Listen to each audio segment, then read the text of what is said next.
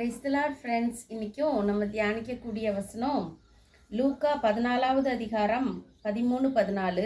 நீ விருந்து பண்ணும்போது ஏழைகளையும் ஊனரையும் சப்பானிகளையும் குருடரையும் அழைப்பாயாக, அப்பொழுது நீ பாக்கியவானாய் இருப்பாய், அவர்கள் உனக்கு பதில் செய்ய மாட்டார்கள், நீதிமான்களின் உயிர்த்தெழுதலில் உனக்கு பதில் செய்யப்படும் என்றார்.